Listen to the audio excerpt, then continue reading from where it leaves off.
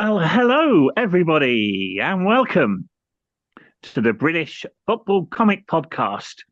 It's only episode 126. Wow. Yay. Woo! Yeah, whatever. Uh, you're very welcome, as always, new listeners and old listeners alike. And we hope we'll have a good show for you today. Before I introduce who's in the studio, who's not in the studio, well, we've got a special guest. Can you believe it? We've got a special guest. Yes, I can actually. Funny enough. Oh yeah, you can because we've already done this, haven't we? Hang on, Yeah. I'll just hang on. Doc, can you let the special guest in? All right, go. Hang on. Not I Nick. don't know what I'm doing that knocking for because she'd already let him in. But anyway, you never guess who it was or who it is, rather. Who is or was? Who is it? Who Yeah, is it? you'll never guess. It's only Boise from Only Fools and Horses.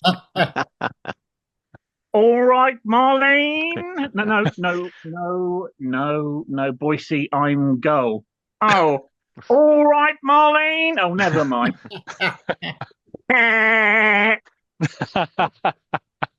Anyway, let's what's that? Oh, when we do the introductions, you want to say something too, Boise? Oh, all right then.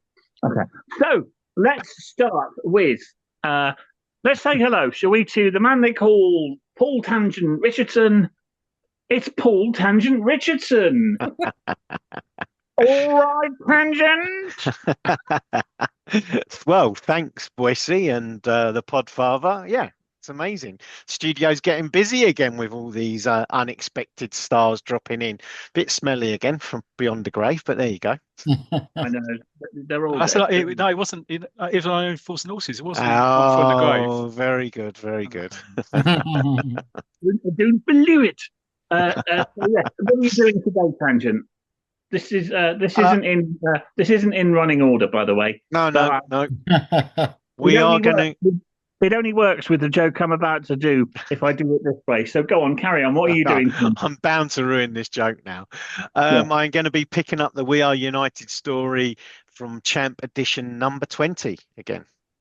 Ooh. Oh, wonderful, wonderful. And you haven't ruined anything. It's at least 25 seconds before the joke comes. So, not that I've written it down. No, Not that you're lining anything up. no, I'm not lining anything up. But no, well, if I do line things up in the future, I'm going to have to quit because that's just not on. It's all great, Podfather, but I've got the script in front of me and none of this is on it. So I'm really struggling here.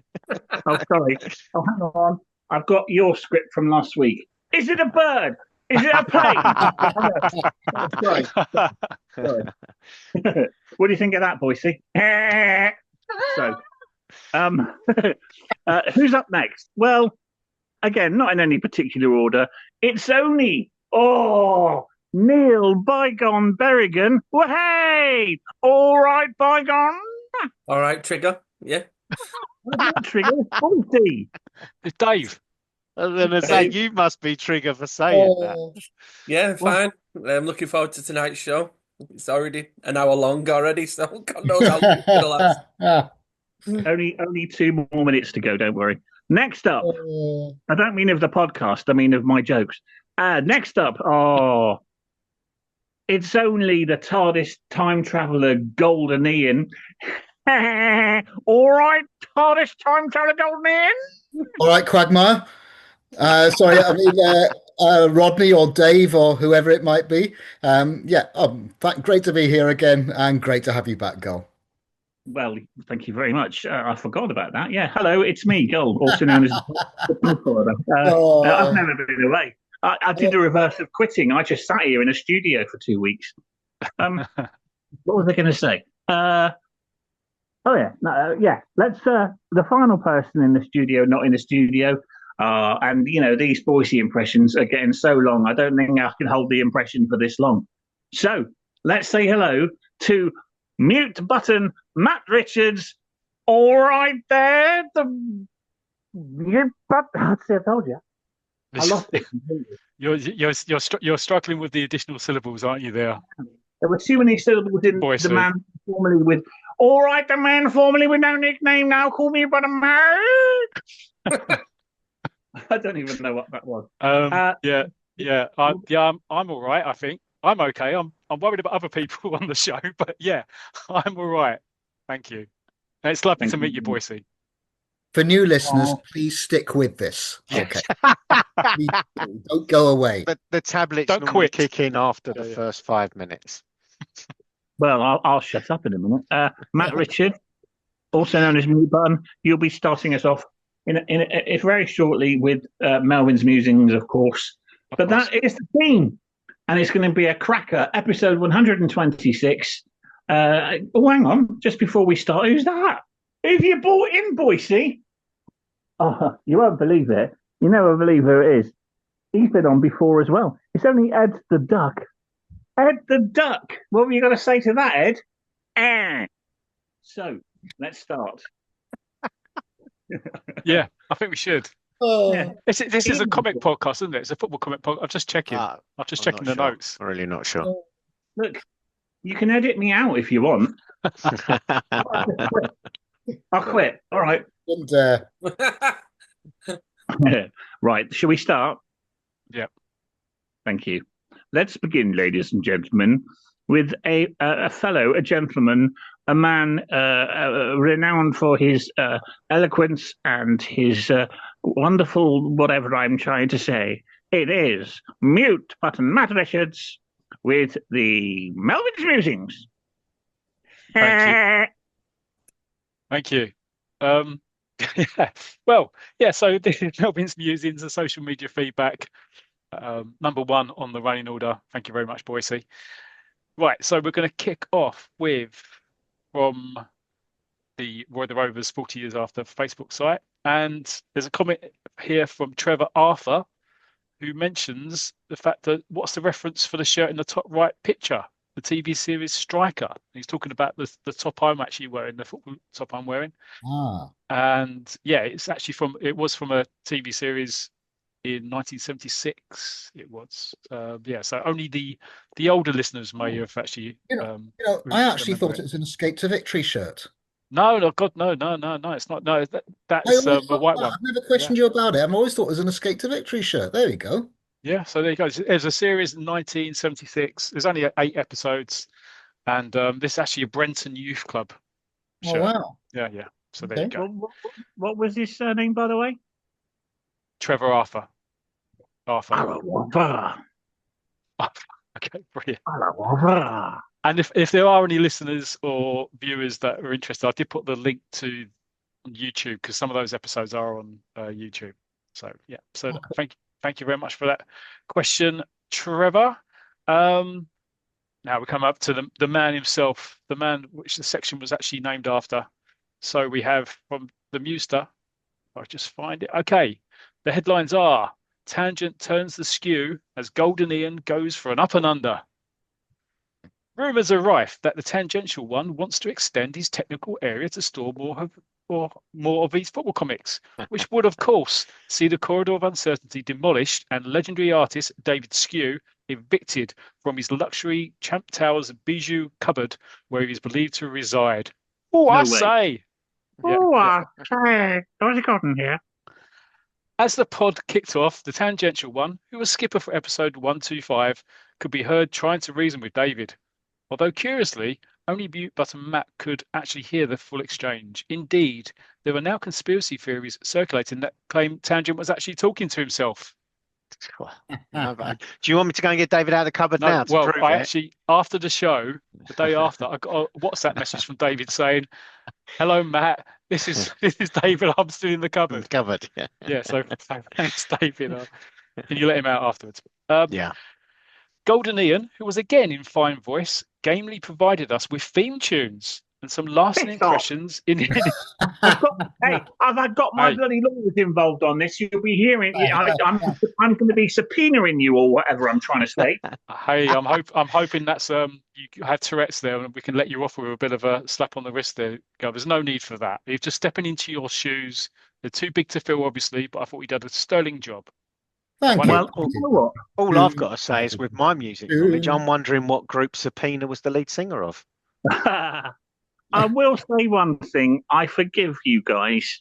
I forgive Button Matt for doing Dot. Oh, I say, and I forgive all of you that did any impressions. But what I won't forgive, and we're coming to it, is Mute Button Matt's Italian impression. Jesus Christ!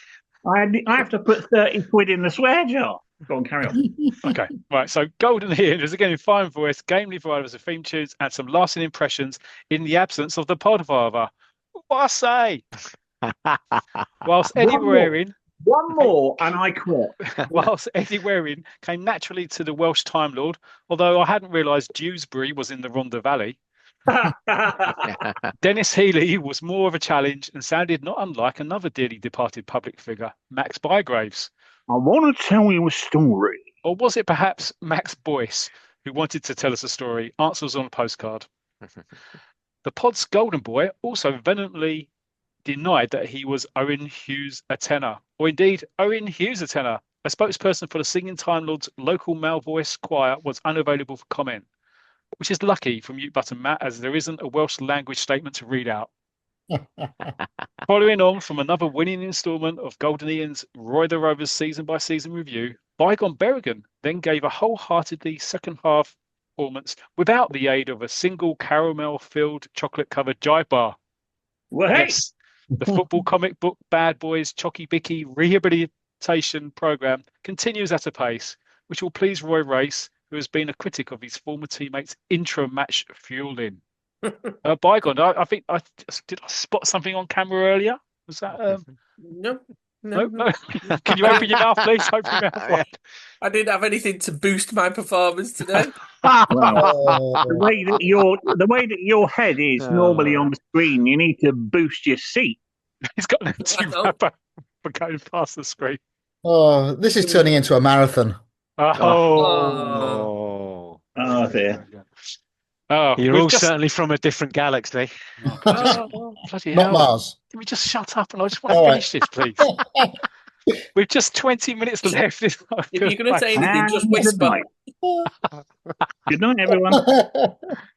With just 20 minutes left on the clock, it seemed inevitable that Bygone's Football Picture Story Monthly feature would take the Man of the Match award. However, Mute Button Matt then stepped up and unleashed an absolute scorcher to snatch victory from the jaws of defeat.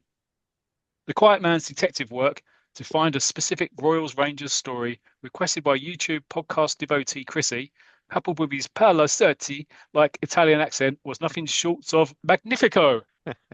Hollywood, or perhaps Cricklewood, awaits Mute. Bit too much of a laugh there, tangent from my Sorry, yeah.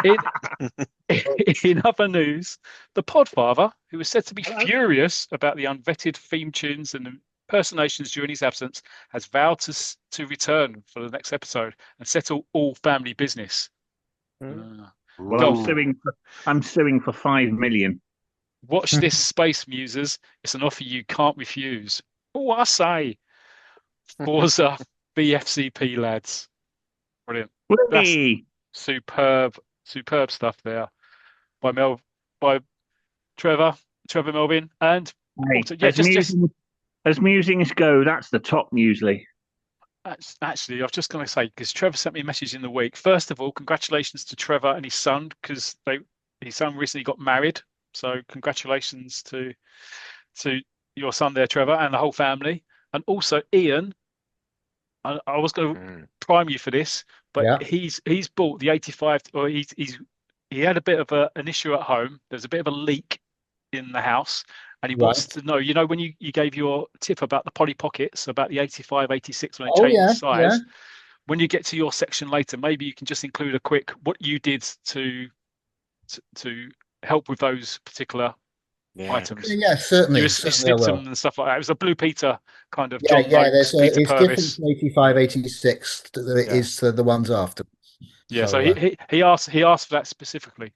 So it's another request by them. If there's a request by the user, then we no problem. I'll make sure I got my Amazon link ready. And you take 10%. Yeah. Okay. Have I got Muse for you? Very good. Very good. Thanks. Right. Moving on. Adrian Lord. House of, oh, yeah. Oh, are we going to do theme tunes? Sorry, I forgot about theme tunes. No, No, yeah. you didn't. No. Ian, can we do? Oh, no. Whoops. Sorry. Go. One hand. Apologies I'm to not- all listeners of the pod and those watching on YouTube. Due to current court cases, we are unable to bring you theme tunes. Go. Actually, Do you want to do a theme tune for Adrian Lord? Are you asking me or Gull? Go. no, I'm on The strike. Podfather. You're on strike. Oh, thank God for that. You were on strike earlier, unfortunately. Weren't you? Everybody in the house, Lord. Yes. Everybody in the Hey. house, Lord. One house, one Lord. Why don't you shut up, everybody? Oh, wow. That's good. That was took a bit of a turn. Anyway, Adrian goes, another great podcast, guys. Regarding 124 and 125, this is his feedback. Sorry, I'm a bit behind at the minute. On 124, Knocking on Evan's Door would be a better song to have. Well, I I knew need to say that.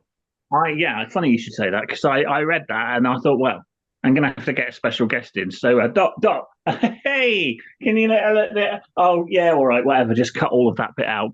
You'll never believe who it is. It's only Axl Rose. Here we go. Oh, you're laughing already. Thank you. Ready? Knock, knock, knocking on Evan's door. Ow, ow, ow. Okay, brilliant. I swear the lead actor of Beverly Hills Cop never sounded like that. Oh, I see. Yeah, I see what you did there. Yeah, very good, very good. Yeah, Almost. so- yeah. On episode 125, wow, 125, what an achievement. Yeah, absolutely. Thank you, Adrian. Enjoyed the 1982 to 83 season and also the Scorcher section. I've read a few and they are good. I was unaware of the story you mentioned, Royals Rangers. I liked the short story. Kit Carson was always a good read in these. I enjoyed Feed the Bear, and it's the one that always springs to mind. Matt Richards, about the Italian accent. Yeah. It was like the worst Italian gangster ever. Keep it up, though. Did you see the FPSM 418 is on eBay? The 417 sold recently for over £100. I didn't win it. I was gutted. Yeah, we're going to cover that a bit later, Adrian. But yeah, indeed, it went for over £100. That's incredible, isn't it? 417. Cover price of 90p. I've got 419 in my collection. Oh, God. Oh God, here we go.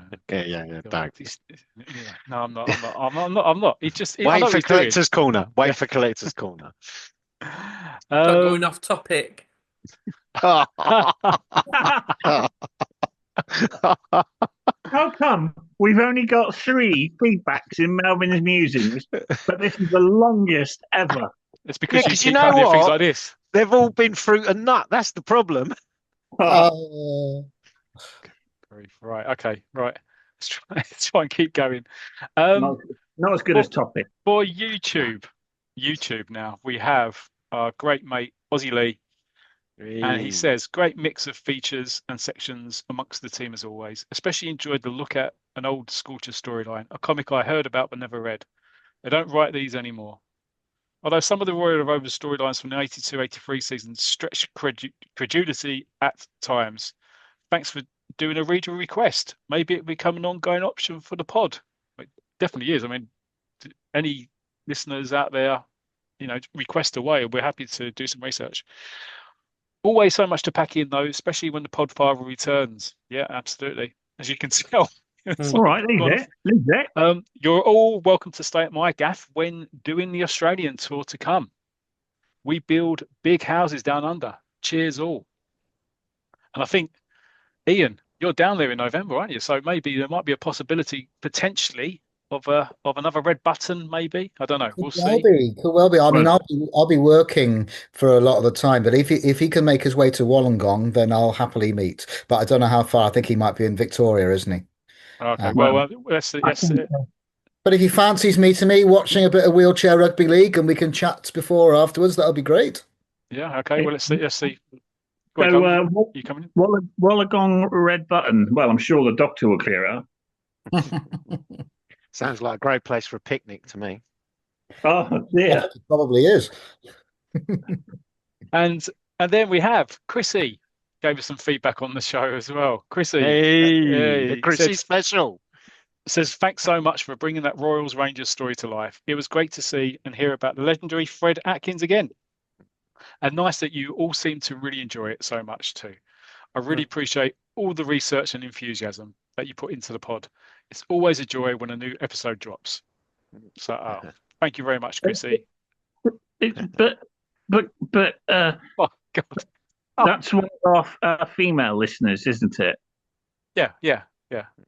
She hasn't got a theme tune, so here we go. Okay. I didn't know I was going to do this. Chrissy time. Feedback is fine. That's all I've got at the moment. Okay. I'll edit that out as well, so it's be fine. Edit Brilliant. you out in a minute. And finally, it's. I mentioned on the last pod, I think, that I've been corresponding with Ian Vosper, Roy of the Rovers editor from 1978 to 1990, and he's given us some feedback. He said he listened to the latest podcast and it was very entertaining. So you've got Ian Vosper listening and watching the show as well. So shout out and hello to Ian if you're watching this show as well, if you're still watching it. You really are a friend to the stars, aren't you? Oh, David Skew just texted me about the cupboard, and Ian Vosper's given me some feedback. We should call this name dropping corner, shouldn't we? Really, Matt's name dropping corner. Yeah. And that's it. Name dropping floor. Right? Sorry, Because we're dropping them to the floor, not in the corner. Listen, I don't think it should. I don't think it should really. No. Listen, you said picnic just a minute ago, tangent. So, wow, I was going to say that was more of a pear drop than a mic drop. oh, Come on, stop getting flaky. Neil, I'm just glad you skittled through all those reviews.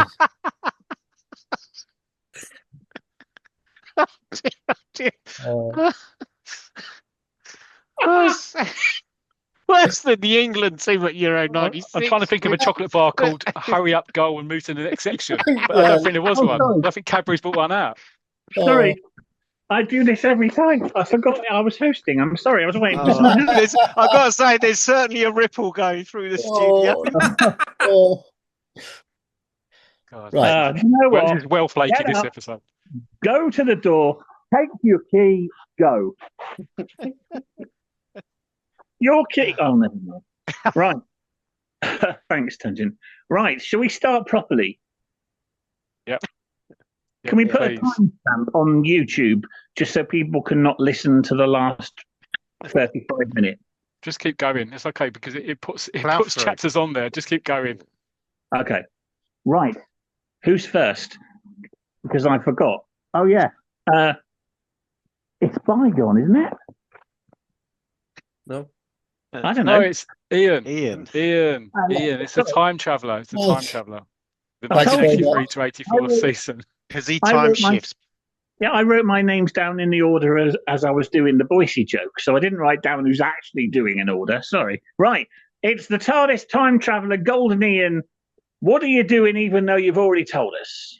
I actually haven't told you. In fact, we didn't get You round. haven't told us, so why don't you tell us now? I am. I'm going to be doing Roy of the Rovers 1983 to 84 season. But before I do that, I have been asked to, earlier in the show, you did ask me to share about how I filed later issues of Roy of the Rovers in Polly Pockets because they are too big for Polly Pockets. And they still are too big even for extra wide Polly Pockets, but they're the only ones I could get. What I've been doing, I was getting they're called Durable Punched Pocket A4 extra wide. Get a pen here for those who want to know. 240 by 310 millimeters. Okay, you'll find them on Amazon with a picture of an elephant on them. Don't ask. But anyway, there's a picture of an elephant on them, and that's the ones you get. Jumbo, Now, I suppose. Jumbo. Yeah, why not? Yeah, of course. Well, for the 85 to 86 season, I cut the end. I have to cut every one of them. Okay. For the 85-86 season, I cut the end of them when going down vertically. Okay. For the rest of the seasons from 86, 87 onwards, I cut the end, but next to actually the punched holes. Okay. But because they fit in from 86 to 87, they fit in nicely on those. From 85 to 86, they're even larger, so they don't. It's not pretty, but it works. 86 to 87 is fairly pretty, to be honest. 85 to 86 isn't. It's ugly as anything because they were ugly issues, let's face it. Mm. But I'm not on to 85, 86. I'm on to 83, 84 today. Thanks for that, Ian. Cheers, mate. No worries. It's part 8 of 17, where issues 345 to 405, dates from the 27th of August 1983 to 18th of August 1984, a 51 issue season for this one. Every Monday still. Issues 354 to 383 were 20p, issues 384 to 405 were 22p. So now for this whole first whole season, I'm now rereading because I got these when I was a little boy and I'm enjoying them as much now as I did when I bought them originally at the time. It's interesting though, in Roy Race Talking, there's now a weekly league table of how popular the stories are. Whilst the position changes week by week, there's a top-bottom divide. The Roy of the Rovers strip is always top, and there's a battle between the Hard Man, Tommy's Troubles, Mighty Mouse, and Durrell's Palace for the next 4. Swimmer Sharon Davis and judo star Neil Adams are the guest in the season's Christmas special, which is another photo story. There's nothing to be jealous about this time, Penny, as Roy returns with bruises on his face rather than lipstick. The reprints of the 19... Sounds dodgy as well. Yeah, why not? Yeah, keep going. The reprints of the 1965-66 Roy of the Rovers lasted 39 issues, concluding in issue 384, and in the next issue, a 14-part reprint of Smith & Son started. Yeah, it's weird, wasn't it? Yeah. Why Smith & Son? I'd have gone for You Are the Star for some reason. I just thought that one would more deserve Millionaire Villa. Yeah. Well, Millionaire Villa maybe, but I think You Are the Star would have worked. In issue 400, though, that's replaced by the much requested Simon's Secret. I wonder how many actually did request that. But that probably just the artist. I certainly didn't. No, exactly. That actually started. They started the repeat run from the 12th part, which from issue 9. Part 1, though, was reprinted in the 1984 summer special. Then they missed the 10 and then went to part 12. So there you go. So on to the next bit. If my keyboard actually works. Yeah, there we go. Okay. So I'm going to review the stories one by one, as I normally do, going from best to worst. My best one for me, and this one is, as it is most of the time, but it won't be all the time, Roy of the Rovers, the lead strip. As Melchester Rovers and Walford Rovers run out for the new season, it appears the fans of each club, whilst listening to their trannies in the ground, are having their own competition. Which yellow-haired RR will perform better this season? Melchester's Rob Richard, could he be an older Bob Richards from the football, strikes first, but Roy soon scores. Following Walford's win, Roy is caught in an uncompromising position with his secretary as Penny unexpectedly returns home from Crete.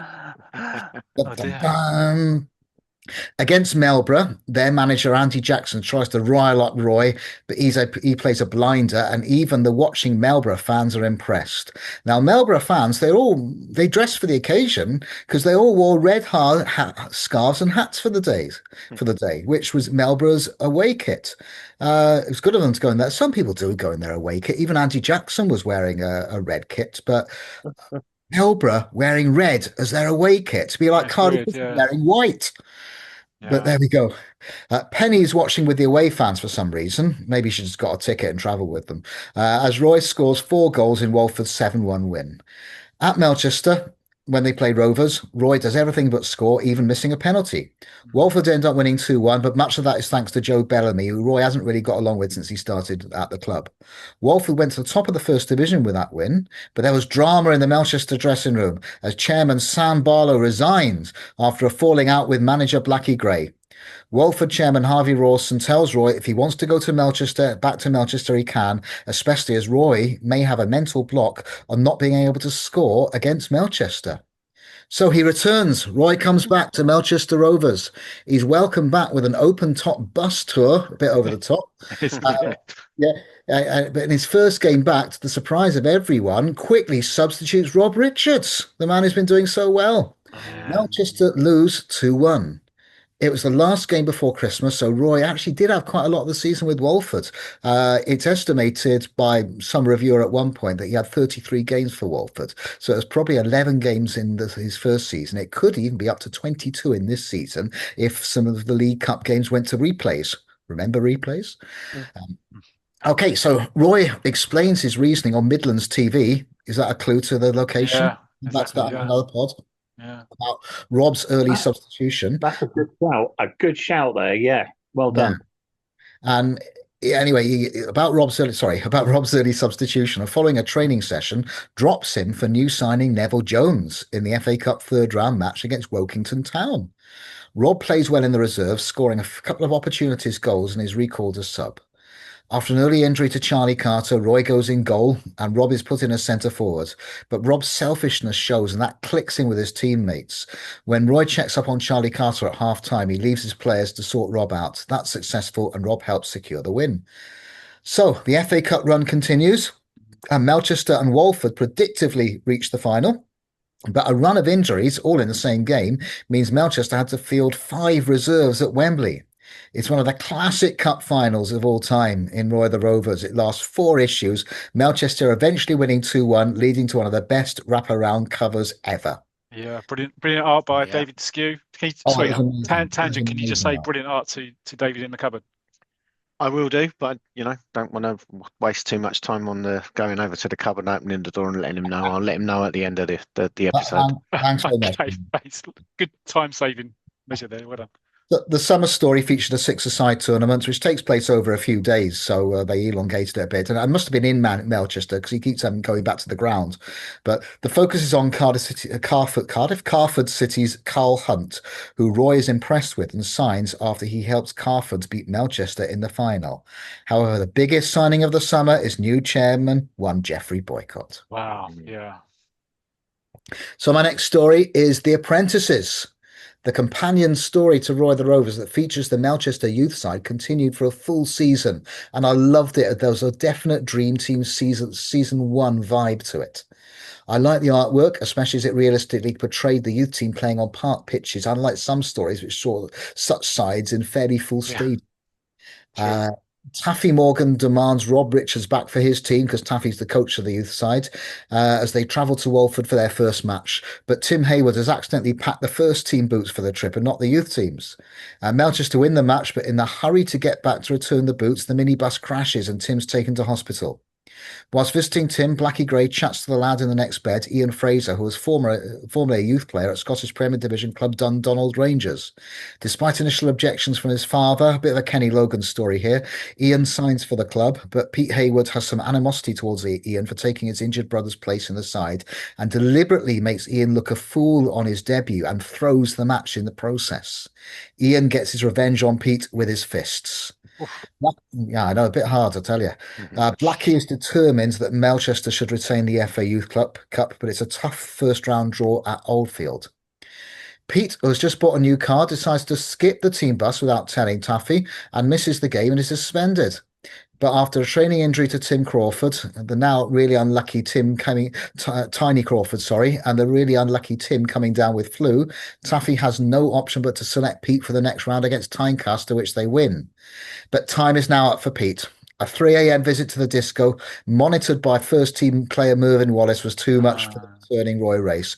Pete was sacked, and he's replaced in the masthead by Baz in issue 392. When you're replacing the masthead, it's game over. Yeah, isn't it, really? It's yeah, exactly. Absolutely, yeah.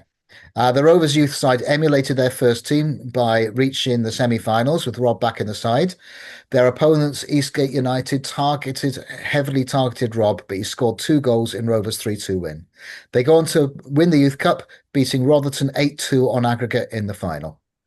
The story then fizzled out in the summer months when we saw a cricket match where Tiny Crawford excelled, which is lucky for him because he was one of the players whose contract was not renewed by Rovers. Again, they see them sitting down with the players, with their contracts, that kind of thing, which you saw at the end of Dream Team season 1. So it really emphasise again how Dream Team does take a lot of plots from Roy. But Tiny is actually taken on by local cricket club West Hamptonshire. So not a bad ending. Good to see the other side of the Melchester club, especially when Roy was at Walford. But like Dream Team, who cancelled this idea after 2 seasons, the story ran its course, and with Roy back at Mel Park, it was probably no longer needed. So there we go. Hang on. I love you. Put your teeth in.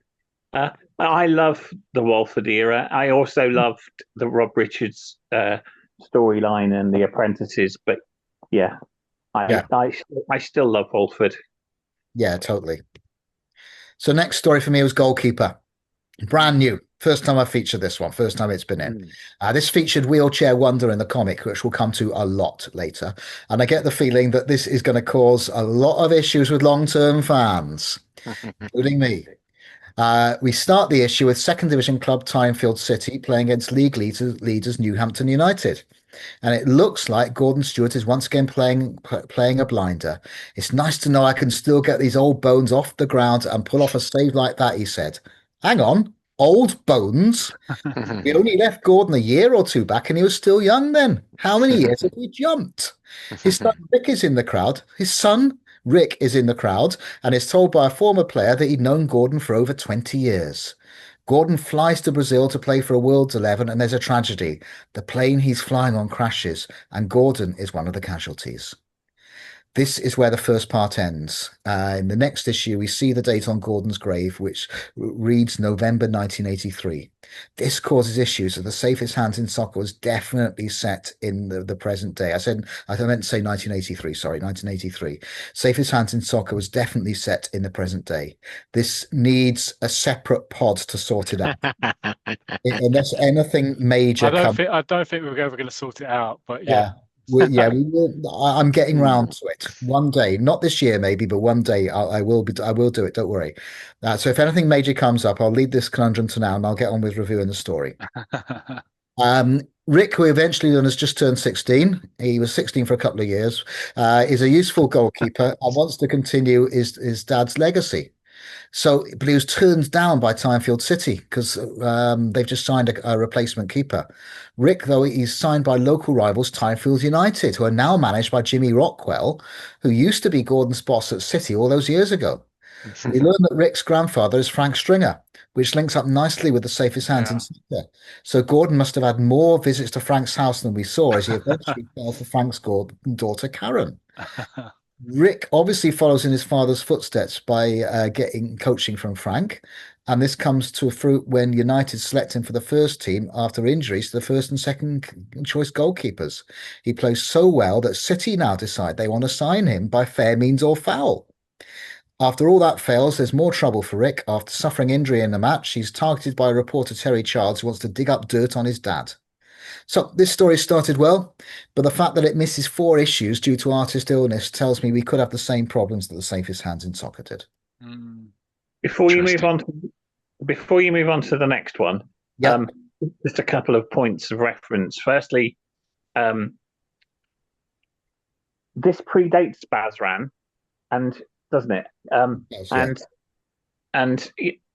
It broke my heart to have Gordon Stewart die. It really did. And we talk about the Bazran charity tragedy and how it affected us and like seeing the comic on the shelves and stuff like that. But this was my first experience of a character dying, and it really broke my heart. But yeah, and just one more thing to add. Sorry to interrupt again. It's okay. I have been planning to do a section for a while. So a next episode to tie in with this, which is really good. I'll be reviewing an episode of Goalkeeper where Rick Stewart doesn't play in goal. Very unique. Oh yes, I've been reading that, but I'll let you get down to it next week. Next pod, yeah, nice one. Sorry, carry on. No worries. Well, next one for me is Mighty Mouse. Kevin Mouse, who has been forced to live in St Victor's football side's pavilion, has now found proper lodgings because that Basher Briggs has got promoted to a really posh hospital. Mouse also realizes that St. Victor's only play well when they're angry, so he lets them know that they have to work overtime on Sunday, and they play brilliantly for once. At Tottenford, Mouse is forming a good partnership with new side Brian Borson, who creates goals for Mouse, which is what Borson prefers to do because he's scared of missing. Perhaps this season we might see Tottenford win something. We never see them do that well. They're doing all right. They're not winning any trophies, but they're remaining in the top league. A bit like the real life side they're based Well, for now. for now, yeah. Yeah, Aussie Lee. Yeah. Hold your ears. I know he's a Tottenham fan. So. The board also realised that, and they realise it's time for change at the top. Their long-standing manager, Mr. Taylor, decides to step down, and he's replaced by tyrant boss Bob Bully, who initially makes life miserable for Mouse until Mouse shows his skills. Back at St. Victor's, Mouse has recruited a number of new players to help improve their side, one of them being Marvin Mender, the son of Mouse's boss, Dr. Mender. However, the two players, rather than helping each other out, are trying to outdo each other. There's so much alliteration there. Was it Marvin Mender, Basham Briggs? Yeah. Was it Brian Borson? Brian Borson. We had Rob Richards and Roy Race and all that kind of. Yeah. We do have a lot, and of course, everything in the Superman era was the same, and most of them were L's. Apart from Clark Kent, which was a CK, but it was still KK. But there we go. I'll go back onto Mounty Mouse. Okay. Marvin successfully gets Mouse transferred to St. Dummy's Hospital, and when the two sides meet, Dr. Mender referees. But the St. Dummy's players lock Dr. Mender in a shed at half-time, as after he's transparently biased in the first half. Mouse, I'm booking you. What's your name? Hilarious. Brilliant. Mouse scores 4 goals in the 5-0 win and agrees to return to St. Victor's, where the players find him a new house in the hospital grounds. Mouse adopts a dog who invades the pitch at Tottenford, and the team soon adopt him who as their mascot, despite Mad Annie's protests. This is the St. Victor's side. However, when Mouse takes the dog to Tottenham for training, he's put in the boot room for safekeeping, and guess what? Yep, the dog eats all the boots. Mouse is sacked despite scoring 18 goals this season for Tottenham. He quotes that. So he takes the dog for a walk in the park, and the real owner is discovered, the son of Tottenham's chairman. So Mouse is taken back on immediately with a raise in wages, and he helps them to their highest position ever to qualify for the UEFA Cup. St. Victor's end up winning the Hospital League, so Dr. Mender sends the side on tour to the USA as a reward. Now, he organises some football matches, not realising over there it's American football. So that's Mighty Mouse's season. Next for me is Durrell's Palace. Hey, Bygone. Oh, look at this smile on his face. Oh, he just how much another biscuit, and away he goes. Despite scoring 4 goals in the first game of the season, star striker Kenny Kearns is suspended by the club's idiot chairman, as Kearns' celebrations are too over the top and feminine. Oh, wow. I know, ouch. He disappears for a bit, by the way, and when he's recalled, they have to try and find him because he doesn't think he's been picked for the side. There's another issue for Dan, for the coach Dan, the manager, when Taffy Lloyd comes in to say that he's stolen a car and the police are after him. He gets a suspended sentence for this, luckily. Then Dan is headhunted by a First Division club to become their new manager, and the Palace players threaten a walkout if he leaves. Dan refuses, and under his coaching, Palace go top of the league. So Kenny Kearns is found after a boating accident.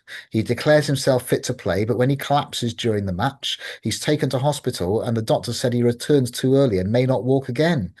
Dan is blamed by the doctors, and the papers report on it the next day. So the chairman has no option but to suspend Dan as a manager, but he's kept on as a player. However, he nearly gets sacked as a player too, after a breach of discipline in the middle of a match, only for the chairman to resign at the end of the match.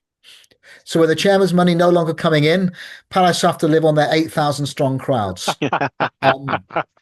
It'll never work, Ian. It'll never work. No.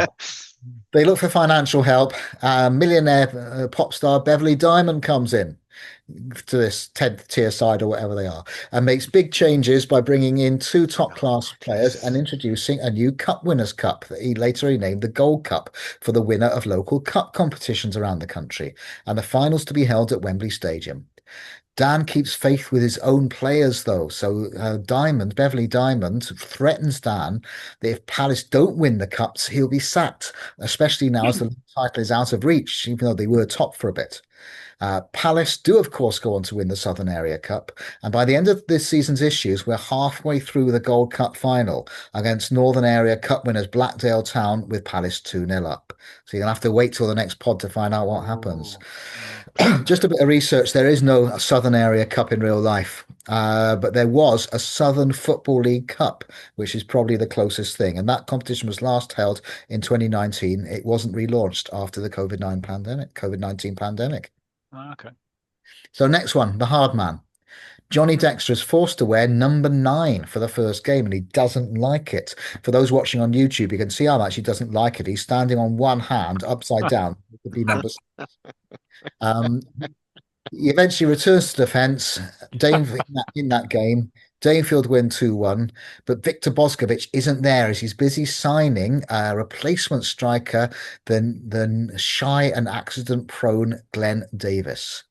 Over the next few matches, Davis helps Danefield to go top of the First Division, but there are mishaps off the field which cause both of Danefield's goalkeepers to be injured in the space of 2 minutes, both by Glenn Davis.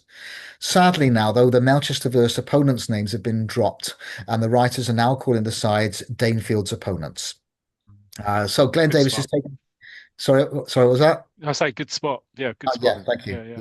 Yeah. Glenn Davis is now taken to a hypnotist to help him gain confidence, but Victor's accidentally hypnotized himself, making himself ultra confident. So he believes Danefield don't need to train to be world beaters. Johnny takes him back to the hypnotist to be reversed. That works. But in true hard man style, Johnny's now hypnotized and becomes underconfident. But a bash on the head in the next match, cartoon style, puts him back to normal. A week later, Johnny is sent off and punished by Victor as he's put into the stocks for players to throw fruit at him. In the meantime, a local farmer has discovered an ancient law allowing him to graze the cows on Danefield's pitch. So Victor buys the cows, and after a few weeks of them being attended by Johnny in a stable in the car park, they're sold to a dairy farm. So winning the league title is now back on the agenda, but a crossbar falls on Johnny's head. He loses his memory of almost everything, apart from knowing he should be at the ground. He's put on the pitch, no one notices he's lost his memory and hasn't been there in a week, and he eventually gets sent off. Everything that happens after this for the next couple of issues is hilarious.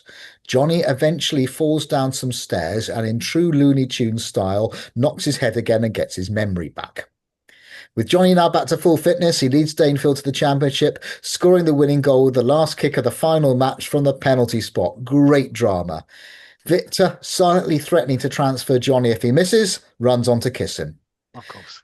So, summer tour to Texas, which has guns and cowboys and all that kind of malarkey. So after rubbish Sorry? Guns N' Roses tribute band.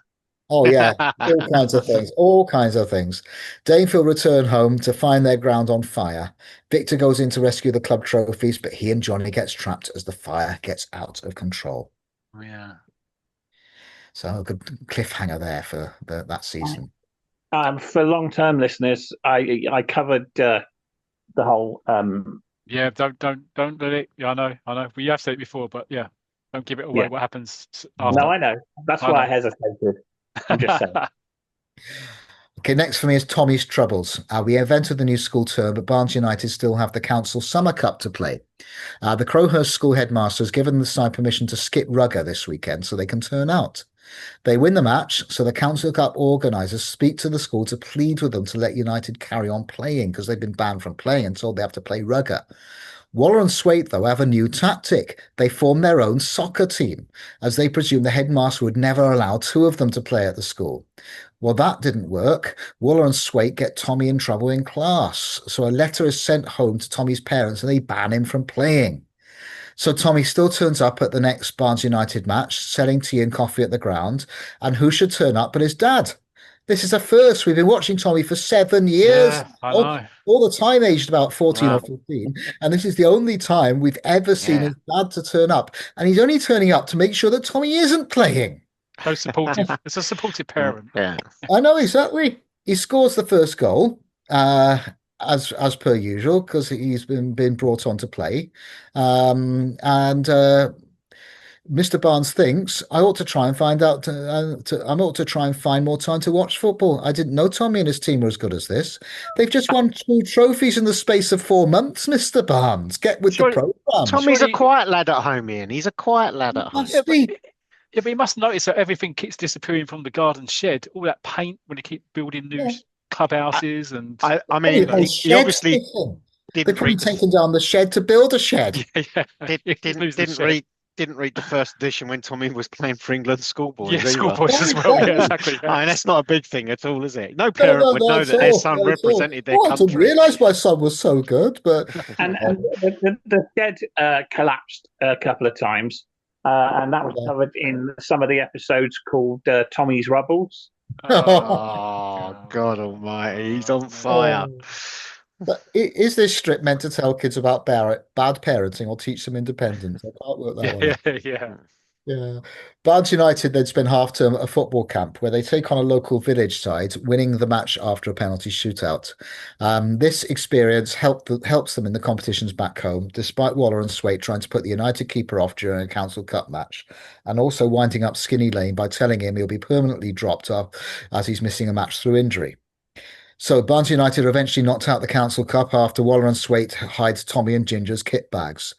United with no subs once again, a 5-0 down at half time. And they're down to 9 men before, as they're down to 9 men, sorry, before Tommy and Ginger eventually turn up. Waller and Swait continue to cause trouble as they knock down the Barnes United clubhouse by using a tree trunk on a rope, forcing United to play away for the rest of the season.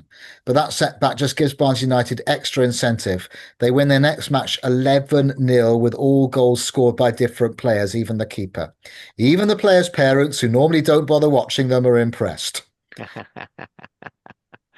During the summer, many of the players go on holiday, so Tommy and Ginger recruit, and they form a new side that they name the All Sorts. They don't win any matches, but it's good to see some new characters in the strip. Next for me is Who is Arrow? Alan Arrow gets rid of one enemy by counter blackmailing them, then makes another enemy in Frank Pacman, a TV reporter who Alan turned down an interview with. So when Alan takes the field in an FA Cup match, Pacman's commentary is so biased towards him. Pacman also decides he wants to make a documentary about Alan, primarily so he can discover what Alan has been hiding. But everything Pacman tries, he fails. Alan eventually pays him off with £5,000 to be devoted to charity, of course. So he agrees to leave Alan alone. So it was in issue 387 we eventually learned all about what Alan was escaping or hiding from after seeing multiple ad hoc flashbacks over the previous months. Alan Arrow was apparently in a Labino jail along with his granddad, a footballer who taught him all he knew, especially in the 4 years they were incarcerated along with Alan's father, who was killed when on the run. And that was actually, you were talking about goalkeeper being the first major death in the series. The first death in the series happened a year earlier in Who is Arrow, but in the comic. But this was the first major death, as you say, with goalkeeper, with Gordon Stewart. Yeah. The final part of Who is Arrow was in issue 388, where the SAS plus Alan managed to rescue his grandfather with more gift of the gab rather than violence. Onto the SAS helicopter, and 4 hours later, they're back in England. Alan scores the winning goal in Selfield's next match as they go up as champions. So, who is Arrow? And it's not his real name. We actually never find out. I'll stick to Alan Arrow, he says, because it's done me well so far. Brilliant ending. I did love it. I actually like endings at times where things go unresolved. I did enjoy a lot of that story, but I can see why it was cut in the end. So yeah, I like that. Alan Arrow. Yeah, I like that. It's like, it's similar to like, one of the opposing players being called Gary Baldy. Yes. Not technically a chocolate bar, but I bet someone has one day. Takes the biscuit. Onto the sweets, by the way, there is a Super League player called Harry Bowes. I kid you not. Oh, wow. Yeah. I'm not joking. I'm literally not joking. I think he's Wakefield or someone like that. I'll have to look it up. So after Who Is Arrow finished, no full-length story replaced it. Instead, there was a series of limited part stories, which I'll go into now because this is about the right place to place them. They're all of Yeah. good quality, and none of them have been out of place in a football picture story library. They're probably about a similar kind of length as well. When you think that there was a two-part story with 4 pages, some of the three-part stories might be a good end story, wouldn't it? For a football picture story library. So these were the stories. There were 6 in this season. Bad luck, Belstead. Belstead Rovers, a team that Roy knew about when he was growing up, was the world's unluckiest side. There was the Gary Lord story, a rags to riches story. Gary was ribbed at his school for his poverty and wasn't great in class, although he told his teacher he was going to be rich and famous through football. There was the perilous pass, where Brian Berson visits a fortune teller and told that this week he'll score 2 goals and next week he'll break his leg and a pass will be involved. There was He'll Never Make a Footballer, a story about knowledgeable but outspoken Harry Plummer, who, despite rarely getting into the school side, makes the first team of a local 4th Division club. You've Got to Be Lucky, where Glenn Rogers of First Division Redford Rovers only plays well when he's got a lucky mascot, his teddy bear, hung on his peg when he goes out to play. But before the UEFA Cup final second leg, the bear is in the chairman's safe. The chairman is away and the key is missing. The last one for this season was first game of the season. Benny Graham was signed for 3rd Division club Lanston Villa, and a run of injuries meant he was to make his debut at 16 years old in the first game of the season. So there you go. I quite enjoyed those stories, to be fair. Yeah, and I think we definitely, I remember them, and we should definitely pick them up and do them for a future Yeah, I pod. think so. Yeah, I think yeah, it's fun. yeah, they'll be good. And also, I just want to mention it. I think it's my good friend Barry Mitchell. I think is the artist. I think you'll find. Yeah. Yeah, Just to tick it off my list of name dropping. Sorry. excellent. I've only got to mention Barry Tomlinson, and then I thought, oh, I've done it now. Okay, brilliant. Okay, carry on. It's interesting. Bad luck, Belstead. Roy, that puts that in the Melchester Rovers world, doesn't it? I have to look that up again. Well, you said that Roy is aware of them. Oh, Roy's aware of them. Correct. Yes. So it would put them in the Rovers world. Yes. Yeah. Well, he Yes. introduces it. Yeah, because he introduces the stories, doesn't he? Injury, He yeah, does. introduces He all does. these stories, yeah. Yeah. I don't put them all as Melchesterverse, but that must have been because he made a comment that he knew of them when he was growing up. Another Rovers. How many Rovers? Gosh. Probably a few here and there. Mm. Anyway, next on the list is the best of Roy of the Rovers, and it's not the last stories. There must be some really bad stories if the best of Roy of the Rovers. Wow. So this 1965 reprint from Tiger and Hurricane comic continued for a further 30 issues, and it's always bottom of the readers' polls, so it had to get the axe. We left Rovers when they were on their summer tour of the USA. Blackie Gray, along with Tony Casella, a cadet at the local military academy, were both kidnapped by gangsters. So Rovers, who obviously only travelled to USA with 11 players, had to face Chicago with only 10 men. They lost the match, which enabled a gambler to cash in, but this gambler's troubled past catches up with him as he is immediately bashed up by business rivals. We eventually go on to the 1965 to 66 season, and it doesn't take long for Roy to be kidnapped again. This time by publicist Harry Scanlon, who's hoping that if Roy's out the way, his client, new signing Tony Storm, will seize the limelight. There were more kidnappings and rescues before Storm, whose dad initially wanting to remain in the army, signs for Melchester permanently, or after an actor impersonates Tony for a while. All standard fare for 1960s Roy of the Rovers. All great fun, I'm sure, in the day. And this was and this was Joe Colquhoun when he came back as the artist, 65 to 67, before Yvonne Hutton took over. You see how his style changed from when he was doing it back in the 50s. Yeah, they all look like bodybuilders in this one, don't they? Yeah. Quite macho anyway. A lot more macho than they were previously, yeah. Yeah, definitely. Rovers begin a League Cup run with trainer Taffy Morgan falling out with opposition coach Paddy O'Kelly of Castleford Athletic. Neither of them are kidnapped, but in a big Celtic mishap, they somehow lock themselves in a meeting room in the hills miles away from everyone while trying to sort things out. As the tie goes to a second replay, the sides agree in a Christmas season of goodwill gesture to swap coaches for the game, as you do, with the Irishman coaching Rovers and the Welshman with Athletic. Rovers go out of the League Cup, but the silver lining is they can now concentrate on the FA Cup.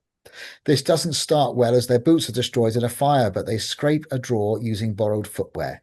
They win the replay, but that's when the reprints stop in issue 384. We're informed the Rovers end up winning the FA Cup and the European Cup Winners' Cup a year later, when I'm sure plenty of thin moustache Johnny foreigners get their command. The strip didn't appear in issue 360, as the comic probably had better things to print, but I doubt anyone cared.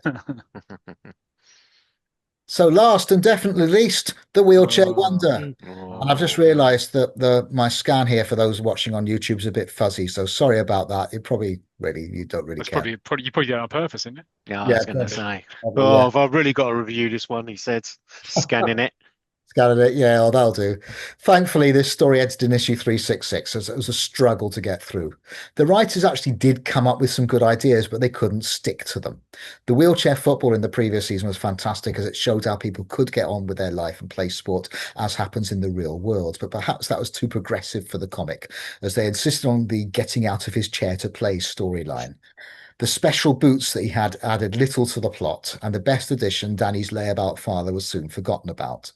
After a few issues of moaning that he's got to go home from hospital, Danny eventually arrives back and he's greeted by his little brother Alex, and in time almost repeating itself, Alex runs out in the road to greet him. But Danny has to push him out of the way of a car. But this time Danny's in his wheelchair, and that took all the impact. However, this new incident took some effect on Danny, as he lost his special power in his right foot. He gets it back in the end, by the way, and then kind of loses it again, because in the end he becomes ordinary after he falls into a dugout. Probably because everyone had had enough and the story just needed to be put out of its misery. For those interested, Jimmy Scott, the guy who's been looking after him in hospital, who's kind of like talks to everyone. Like a Jimmy Savile character. Yeah, thinks he's no.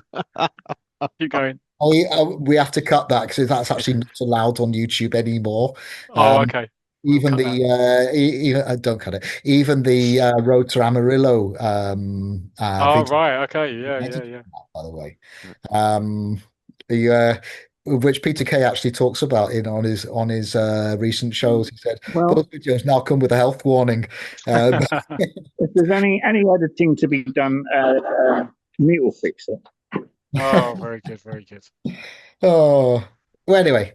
That's it. So Jimmy Scott gets a job at Overbridge, who are the team that Danny's playing for. And according to some random player, after Danny scores his hat trick without his powers, predicted to get to the first division in successive seasons. So some random player predicts that they will get to the first division in successive seasons. So end of this one. Truly awful. I mean, I suppose the only thing I'd say is that he did those magical powers that he could bend the ball, couldn't he? You can almost like a curly whirly shot, really, wasn't it? I knew you would be able to resist that. Only because I thought if I can get in there, I can say it. Did he give the ball a twirl? Jokes about chocolate bars. We're all up to our old Twix, aren't we? Brilliant stuff, Ian. Superb. Gold, do you need to know what's next? No, I absolutely know. I was playing the fool earlier. I think you laughed a bit too much there. You do it so well, that's why. No, first of all, Time Traveller Golden Ian, that was absolutely brilliant. Thoroughly enjoyed. And it touched on... Yeah, it touched, like I said, on stuff that I really loved back then. So, thank you very much. So, for the record, Harry Bowes now plays for Sheffield Eagles. He was at Wakefield. There we go. Lovely. Any more? Featherstone Rovers once upon a time as well. But yeah, anyway, carry on. I knew there was more. I sensed there was more. Okay, right then. Before we get over to Tangent for his next Camp We're United storyline, let's do a bit of Collector's Corner, shall we? Yeah. Yes, indeed. So, thanks for your enthusiasm there, lads. Who's got a bit of Turkish delight, that was? Never mind. Who's got anything to add to Collector's Corner? It's not a corner, you know. Well, I haven't actually got any purchases myself, and Mute Button actually did mention it in the Melvin's musings, and Adrian, House of the Lord, mentioned, of course, and we thought we would. Very interesting to see that recently the Football Picture Story number 417, actually with a cover price of 90 pence back in the day, went for £103 plus postage. So I thought that was quite interesting to watch. And as was confirmed in the feedback and Melvin's musings, Adrian was not the successful bidder. He told me he bowed out at about 50, but I reckon he bowed out at 101.75 pence. But there you go. Oh, did he not win? Oh, what a shame for the House of Lord. What a shame for the House of Lord. Didn't win. It's in the bin. Oh, shame, House of Lord. I just make it up as I go along. You know that. Yeah, Nobody would ever guess. Nobody would be able to tell. That's the beauty of it. That's the great thing about it. What's interesting, though, on that, we watched this space. I think it's still got a few days to go. 417. So we're keeping an eye on that. It's currently up for sale on a well-known internet auction site, which we've mentioned many times. Yeah, that's the one. I don't know why we don't mention it. I don't know why we feel like, yeah, exactly, because we're affiliated to all these companies. We're trying to get sponsored by eBay and Audi. Yeah, exactly. Yeah. Vinted is a good place to pick up stuff. Oh, okay. No, seriously, you can get some comic I bargains. know. Bygone's mentioned it. Yeah. I know. I'm still listening to episode 123. Hang on. I'm not really. I am up to date. I listen to everything 3 times just to check the legal things are okay. I do. Anyone else? I don't know. I laughed at my own joke there. And anyone else got anything from for Collector's Corner? Yes. I know. That's why I said it for. Sorry, wait. I'll share the screen for the people that are at home watching on YouTube. Ooh. So I've managed to procure a few items.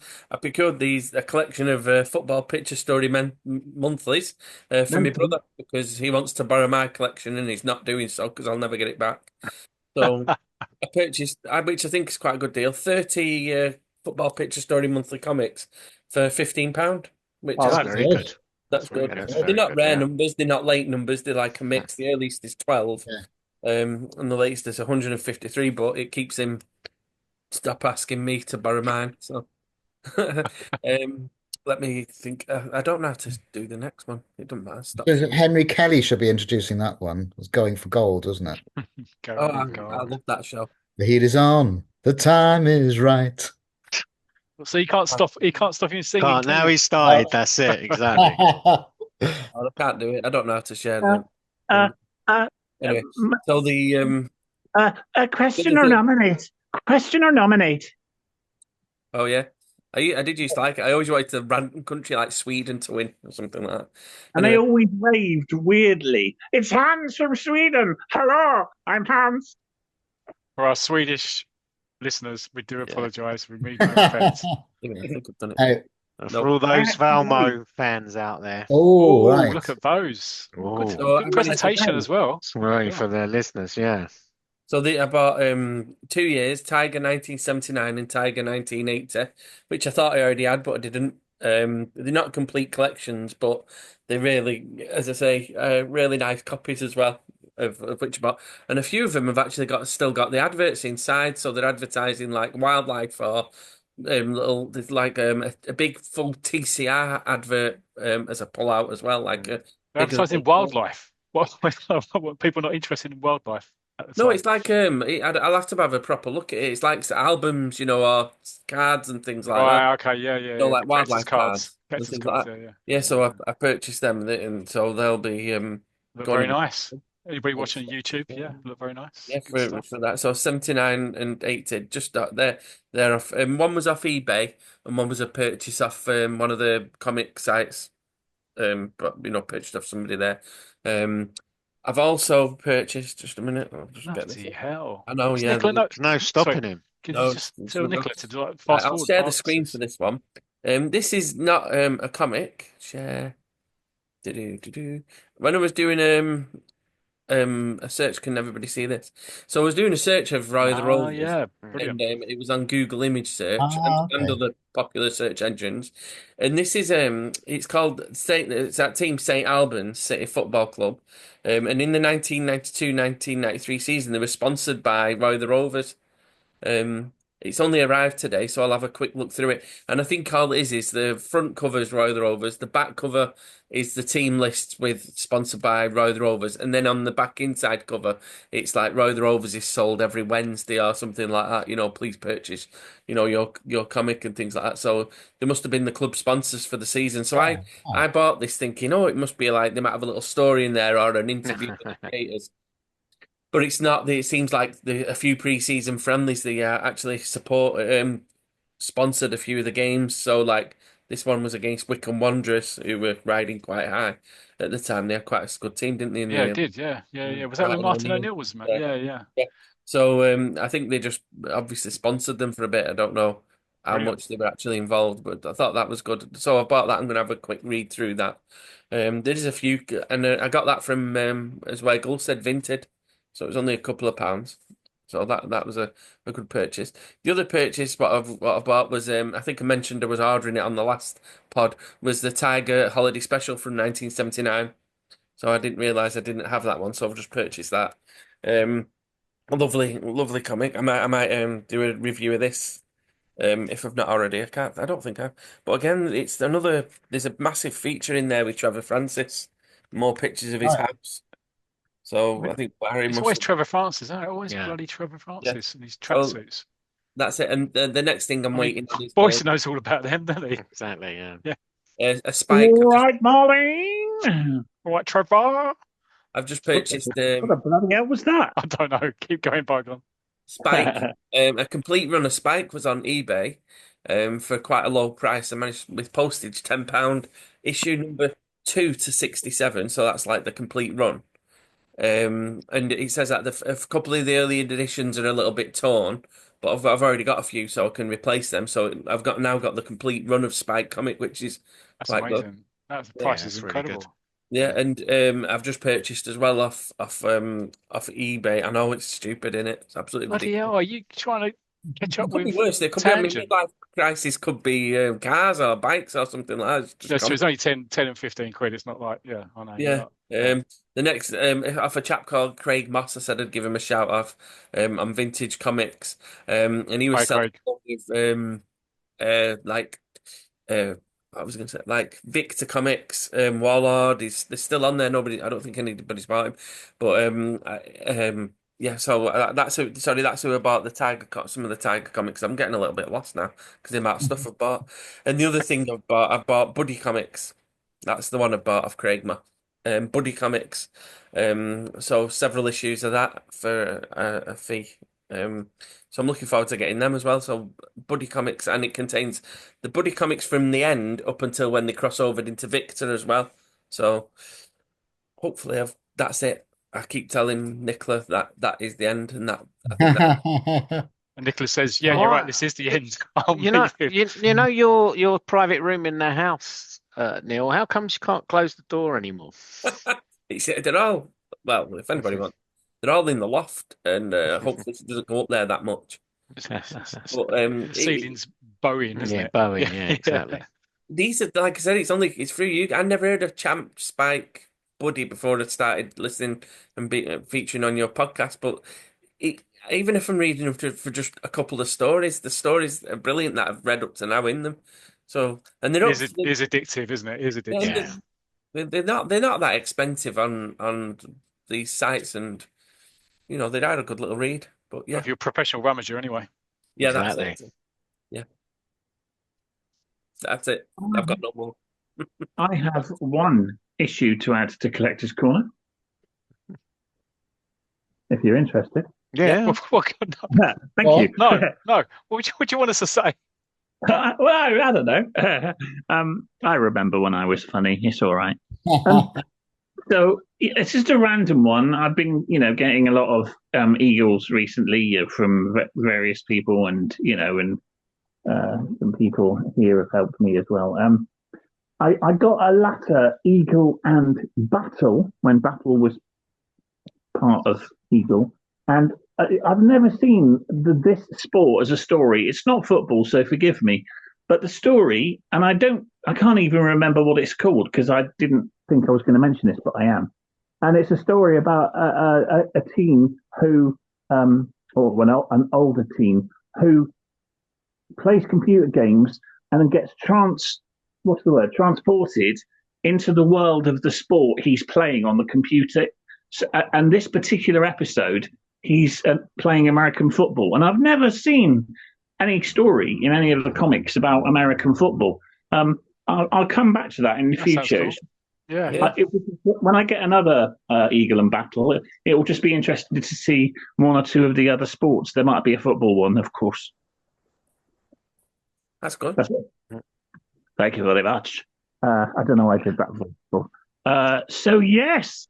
Oh, I'm looking forward to this. Oh, ladies and gentlemen, is it a bird? Is it a plane? Actually, no, it's just tangent. Tangent. Oh, hold on to your horses, everyone. Put your seatbelt on. I haven't finished yet. Put your seatbelt on. Put your headphones on to make sure that you've got ear defenders. And let's all enjoy Paul Tangent Richardson's next instalment of We Are United. Is it issue 32 yet? Not quite. Hold your horses there, Podfather. Hold your horses. So it's Champ and Spike now, although it's it's not Champ and Spike, it says Champ and Spike. I can't say it. Just has both names on the cover without the and, put it that way. Edition number 20, 7th of July 1984. And so hopefully you've gone back and listened to the brilliant reviews by the Luscious Locks Ridders, and we're going to pick it up now in this edition. Of course, United had won the tournament in France, and we are now we're informed that the new season is just over a month away, and we see United on the training ground, and Joe Pearson is asking Captain Fred Remy to knock in across, and he's telling Benny Granger and Tug Wilson to try and stop him from heading it. And as we can see there, Fred Remy, he's kind of not quite breaking the full wall, but he's sort of looking at us as the reader, and in his thought bubble, we can see he's to himself. Like He does, and he thinks to himself, he's going to put backspin on the ball to make it difficult for the boss to head. So we see, though, he puts the cross in, and we see Pearson. He rises above Benny Granger and Tug, and he heads home. And as he heads home as well, he's telling the players, head home. This is how to head it, no matter whether some joker puts backspin on it. So I love that from Joe Pearson. And nothing fooled him there. Then we see the players. They're in the changing room after the session, which had been fully focused on heading. And Alex Hedgehog Jones saying he's going to have nightmares about heading. And Captain Fred Remy saying, Joe isn't that bad. Some coaches think up some real crackpot training schemes. Remember Headbanger Barton Tug? And Tug Wilson responded, how could I forget? Just before the 1979 League Cup final. And then we flash back to Headbanger Barton and his shooting circle routine, which certainly kept keeper Bill Shenton busy, but the other players are just hanging around because they have to wait in a circle before it's their turn to shoot. And Headbanger shouting at a couple of them because they're actually got magazines out and they're reading whilst they're waiting to have their shot. But Tug then goes on to say that even that, though, the shooting circle, that was nothing compared to the SOS. That was his best. Unveiled it the Monday before the League Cup final. And we're back now. We're transferred back and we see Headbanger, the coach Headbanger. He's got the players around and he's this apparatus and he's saying, this is called SOS, my new training idea. The letters stand for snap overhead shooting, and it's going to win matches. The best way to describe this is it's like a hula hoop hung from a stanchion. Joe Pearson says, but coach, surely we don't need this contraption. We know where the goal is. Headbanger responds, this will increase your accuracy. Joe Pearson was first up as a headbanger bounces the ball for Joe to try an overhead kick, which misses. Fred Remy, why are you lying down there, Joe? It ain't siesta time. Everyone gets to have a go, though, and we see in a panel they're all missing the massive hula hoop as they try their overhead kicks. Eventually, though, Clive Lyle shot the ball through the hoop. Headbanger happy. The onlooking players, 2 out of 20 is poor success rate, coach. The players are asking for a 5-a-side match, but Headbanger said they had to perfect the SOS. After hours of practice, Headbanger turns round to the players. Blooming pathetic. A group of girl guides could do better blindfolded. Tug Wilson, I agree. Go and get them. In the afternoon, though, they did get a game of football. But the next day, the apparatus was out and it was back to the SOS. Tug Wilson grabs hold of Joe Pearson and he's a bit concerned. He says, we've got the League Cup final coming up on Saturday, Joe. We're wasting time on this fiasco. Pearson, you're right, Tug. Barton's become obsessed with this flaming SOS thing.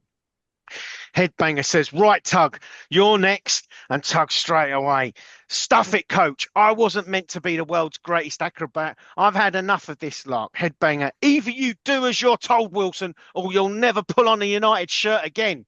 Wilson, okay, if that's the way to play it. But Joe Pearson gets in between them. Come on, Tug, don't be daft. But you can see Headbanger is really about to lose his temper here, but there's a young player on the pitch and he says that there's a phone call for him. So at that point it says, okay, I'll be there, but think on what I said, Wilson. Remember, no one is bigger than the club. Moments later, a downpour rain, though, and that ends the session, thankfully, for the United players who are not enjoying this practice, I can tell you. In the dressing room, Tug turns around to Joe Pearson. He says, you might have stood by me, Joe.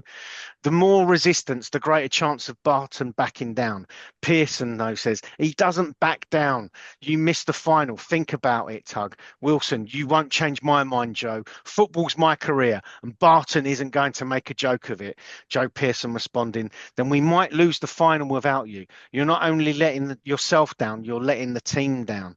As you can see, the training is causing some problems with the players. And we see a panel in the next morning. And we say there's a mysterious visitor, we're informed in the text above, a mysterious visitor to the mill, and we see them, they're grabbing the apparatus. The next morning we see the players out there with the ball, and then there's Headbanger. Where is it? I know you lot are responsible. Own up. Who's pinched my SOS apparatus? Tug, Fred Remy, Joe Pearson and Late Night Lyle all deny it. Barton gets them running, though, because he's not happy. None of them have owned up or say they know anything about it. And as they're running, he's running them hard. Tug's wondering if the apparatus going missing was a good thing or not. Now it's the Saturday and United are at Wembley to play Leicester Villa. United are on the attack as we kick off, and it's Remy. Oh, it's hit a poor pass and it's intercepted by the Villa. And Leicester Villa are on the move. Their midfielder telling their winger, Colin Connolly, to move. Tug Wilson, that's Tug Wilson's man. But Connolly, he's burst past Wilson. Tug's rushing back. Oh, what a thunderous tackle there. Wow. It's a great tackle. And I'll tell you what he said. Remember, this is the 1979 League Cup final. I've got to say, it's a tackle of the age. He definitely got the ball there, Wilson, but there's no doubt about it. He got the man as well. Connolly gets up and he's not happy. So you want to play it hard. Suits me. I love this. Tug, though, just responds, same as usual, Connolly. All mouth and no action. Tug's definitely up for this challenge, there's no doubt. Do you know something? No, United have taken a grip on this cup final, and it's the Scots winger Johnny Cook. He's really taking control of this, and he's got down the wing and he's crossed it. Oh, a diving header, Clive Lyle. It's a goal. It's there. United are 1-0 up in the League Cup final. They take the lead there. Fantastic running by Johnny Cook there. Oh, well, and it's that point of the story where we break and we have to move to the next part. So as we get to those pages, as we frantically flick through the comic book, United are back on the attack. And sorry, actually, we've resumed. And do you know what? Connolly gets his own back on Tug Wilson, and he goes right over the ball here, Blimey. They'll be sent off smack now, right those. onto Wilson's shins. That's got to hurt. And we do actually hear a bit of a screech from Wilson. The United fans, whilst they think it's dirty, they reckon that Wilson is going to exact revenge later on in this match at some point. But as we go back to the action, it's United. They're taking on top in this final. And Johnny Cook, there's no doubt he might be on the wing, but he seems to be dictating the play from the wing. He's on another fantastic run down that wing. He's centred in. Clive Lyall. Oh, what a lovely dummy. Remy. Oh, it's a goal. Sculpture. What a shot. 2-0 United. What fantastic play. Cook down the wing. He centres in low. Lyall ran to it and just dummied it for Fred Remy to run onto it and smash home. What a fantastic goal. And United on top in this match. And that's how the first half ends. 2-0 to United. At half time, the coach Barton is happy. Great display, lads. Great display. You've got a good grip on midfield and you're handling Connolly well, Tug. Wilson, yeah, but he knows all the dirty tricks. He caught me a beauty in the first half. That's one word for it, Tug. No doubt about it there. And we're back now into the second half action. And straight away, Aston Villa 2-0 down in this League Cup final. But they're not going to just lie down, Villa. They're going to try and get back into this match. And they're on the attack. And it's Connolly again quickly. And Tug's in there. Oh, again, I've got to say, it's a great tackle from Wilson. But Connolly's just put down on the field there, looking like he's completely poleaxed. The referee's blown. He's given a free kick. I'm not sure. I think there's some play acting there. I could be wrong in that panel. It's almost Connolly's giving Tug Wilson a bit of a grin. Tug's having a go at the referee, but the referee's having none of it. He's waving Tug away, suggesting that he's been conned, but the ref, no, get away. And he's given a free kick. And now the free kick, it's lined up. Oh, Connolly! It's a cracker! It's a Connolly cracker! He curls it round the wall. Shenton had no chance. Villa back in this final, and as Connolly celebrating, this is quite interesting because I just don't really kind of get this banter, to be quite honest. But he's like, "Eat that, Tug." Eat up. Eat up, Wilson. Eat up, Wilson. So it's a bit. Yeah. So anyway, as I say, 19. Dad. Just kind of saying, finish your dinner. Well, do you know what? I was thinking, the Orient manager all that time, bring your dinner. So maybe it meant a lot more back in 79. Well, Villa back in this final. And I've got to say, worrying times for United because we've kicked off, but it's all Villa and they're on the attack. Oh, fantastic shot comes in. Shenton's beaten there. That's got to be. Oh, Joe Pearson. What positioning? He's on the goal line and he heads it off the goal line. Fantastic positioning play by Joe Pearson there. But I tell you what, Villa, that goal, they've got their tails up. And they're back on the attack again. They've fired in another one. Oh, a fantastic save by Bill Shenton. Low down with his right hand reaching out. He's parried it away, but he's only parried it away. The Leicester Villa forwards on Tug Wilson. Oh, it's a fantastic tackle. Oh, United are being forced to defend here. It's all Villa at the moment. A last-ditch tackle there. But Villa are on the attack. Joe Pearson, he's got the ball now, but he's under pressure. He's passing it back to Shenton. But, oh no, he's underhit it. Oh. The Villa number 9's through on goal. Surely. Oh, yes. What a finish from the Villa number 9 there. Top corner. Shenton given no chance there. It's an equaliser from 2-0 up. Leicester Villa have come back. Oh, we see Bill Shenton in the goal, picking up the ball. Joe Pearson, sorry, Bill, I just didn't see him. Shenton, no, forget it, Joe. That's your first mistake all game. Let's just concentrate on getting the winner. Well, the clock's moving on here now. United obviously have kicked off. But I must admit, I'm wondering, Leicester Villa, they've put in a lot of effort to come back from these 2 goals. And now it seems to be United back on the ascendancy. And it's United on the attack. And the ball's moved to Clive Lyall. Oh, it's a fantastic shot. The Leicester Villa keeper tipping that one over. Oh, it's a great save there. But United have got back into the ascendancy of this goal. And I must admit, Joe Pearson is pushing forward here. We're getting close to extra time. The clock, really, I can't quite see what the time is on the clock, but the match is moving on. But as I say, Joe Pearson is pushing forward. I don't remember this player name, but he shouted out, Ronnie, sling it in, Ronnie. And Ronnie, the winger, has slung the ball in, but we can see Pearson's having to stop in his tracks. The ball's behind him. Oh, but wow, I tell you what, within one movement, just naturally, Pearson has spun his body round and he's hit an overhead kick and it's there. And what a fantastic goal. Oh, the players might have been taking the mickey out of the SOS, but I tell you, a week ago, he would not have been able to do a finish like that. That training has paid off. What a fantastic finish. Pearson, without thinking, he's just swiveled and hit a fantastic overhead kick.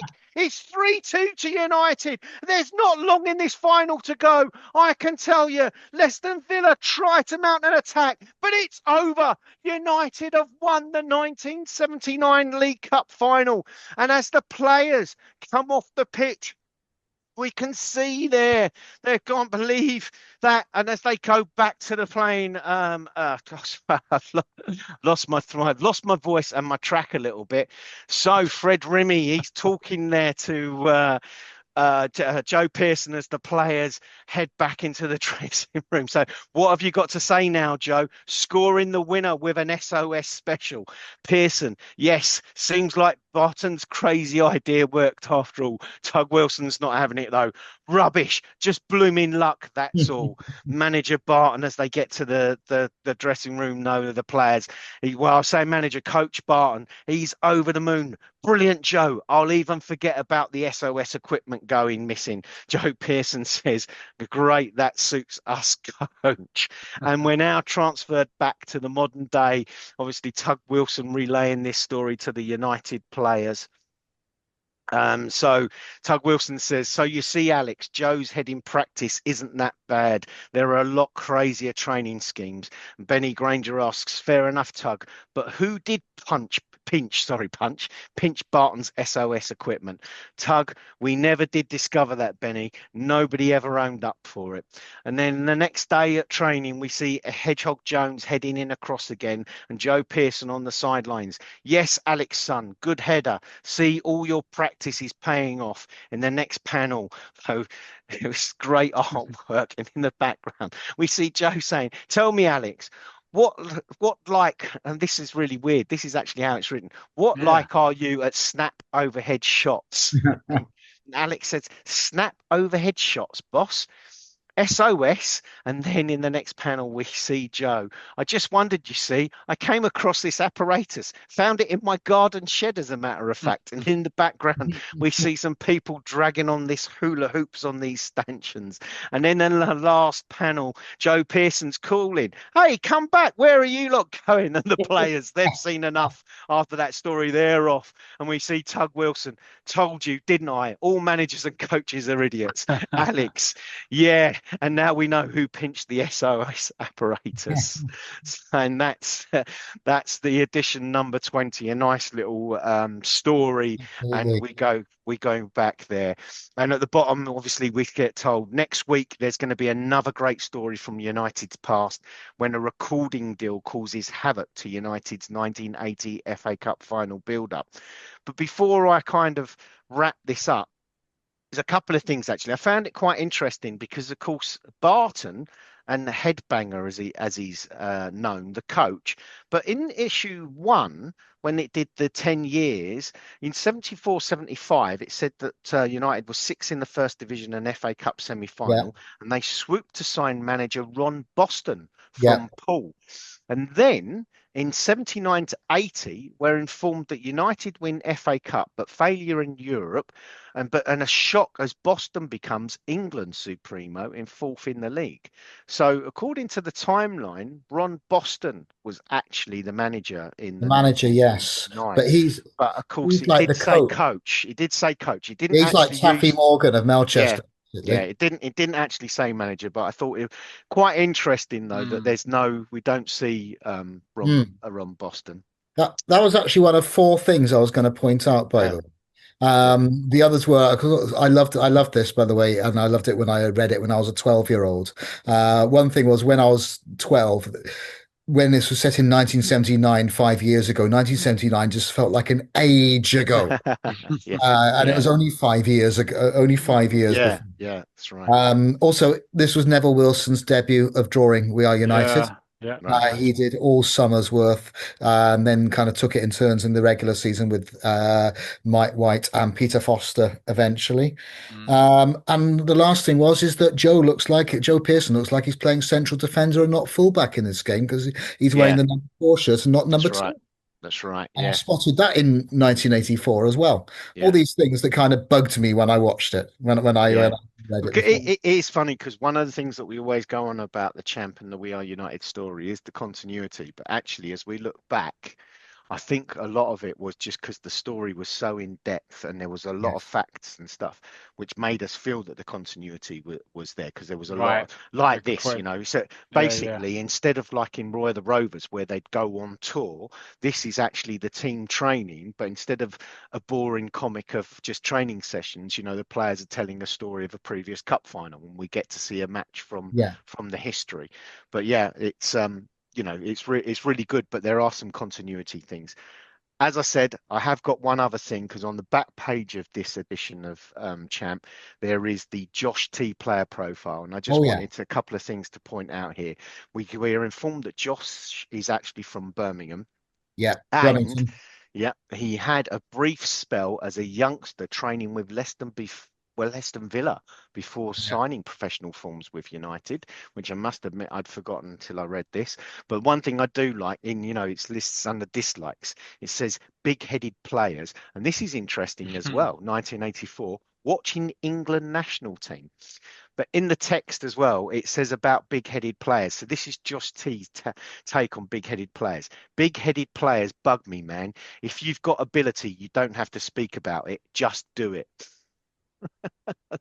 I thought it was brilliant. And of course, it's interesting dressing room with Josh and Terry Evans in it. Yeah. It's He great. looks like he's at an episode of Shaft. Yeah. Well, Yeah. have you seen the film The Warriors? It is, I Warriors, must it looks admit. like the Warriors. Sorry Have you for seen it? listeners on this. There is a picture of him in casual clothing. The best I can describe as they're not even combats, are they? But they're like army trousers, and I don't like a leather sleeveless jacket, and he's not even wearing anything under it. It's it's a picture to behold. What's He interesting looks from like there, I see about his ambition. You see his ambition. He says his ambition is to go Yeah, to the Olympic Games before they are discontinued. It's I interesting, know. isn't it? Almost as if Yeah. like because of '84 there was a boycott, wasn't there? Of, With maybe with maybe 80 and 84, wasn't there? maybe So the there were the subtext two was that boycotts. actually Yeah, the Olympic Games may not have a survive. future. Yeah, That's interesting, Wow. yeah, isn't it? That is, yeah, yeah. He looks like he listens to some good music as well. I could see him getting into the Brummy scene. yeah. The music Yeah, yeah, yeah, yeah. The scar. in Yeah, the Stoke scar. Brummington at the time. Yeah. Mm. brilliant. That was absolutely fantastic, as always, from Tangent. Cheers. Wonderful. I'd like to just reiterate, quote one thing from what you said. Uh, so that was good. Yeah. Lovely. Looking forward to part 21. And of course, nice that you mentioned Luscious Locks Ridders, and he's got a message for you. So I'll just press play. Hang on. Click. All right, lads. So there you go. That's it, isn't it? That's all of the Brilliant. sections done. Fantastic. What a great show this was. Well, apart from the first 20 minutes from my point of view. I think we'll go around to the table. Oh, have we admitted that the table's round? Yeah. We'll go around the table now and just get your feedback and get our goodbyes. I'm going to spin the wheel of chance, and it's fallen on Bygone Barrigan. Yep, I really enjoyed tonight's episode, even the little puns that we had regarding chocolate. And other than Cadbury's, there is other confectionaries out there. But yeah, I've really enjoyed tonight's show. I enjoyed Ian's coming up. So I really enjoyed these years in Roy of the Rovers. Some great great stories, Yeah. and I think the artwork started to become really good in each one. And the paper quality, as you'll probably say, it is a lot better quality at the moment. And again, that We Are United, really enjoyed it's a good, like you say, different, isn't it? Doing memories rather than going on tour and getting kidnapped and different things like that. Yeah. Yeah. And yeah, really a really good episode. So that's it. Yeah. Thanks for having me on the show again. Always. You're a fixture. As you know, I mean, like a part of the building. I don't mean like a game between Torquay and Excretia City. Right then, random vibe of light. Who has not been shite? Oh, it's fallen on me. Oh, hello. That's that's that's quite surprising.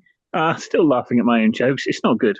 It was an exceptional episode. I really enjoyed the two sections there.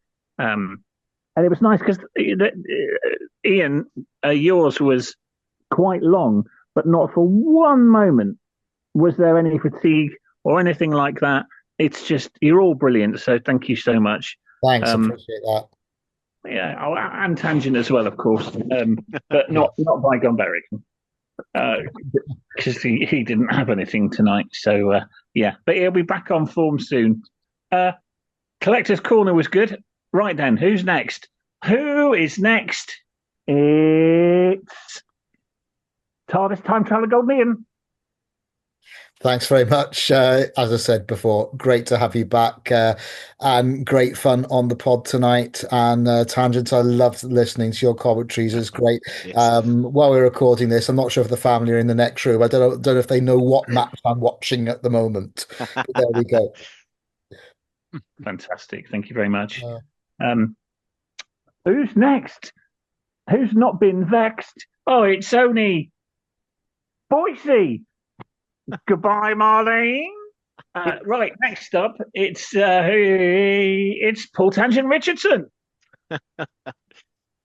Cheers, Podfather. Yeah, it's been a brilliant addition. I mean, for me, it's been like a Kinder egg with loads of surprises coming out of it. Brilliant. Oh, dear. I think we just need to all snicker back home now. Oh, very good. You're causing a bit of a ripple now. Hey.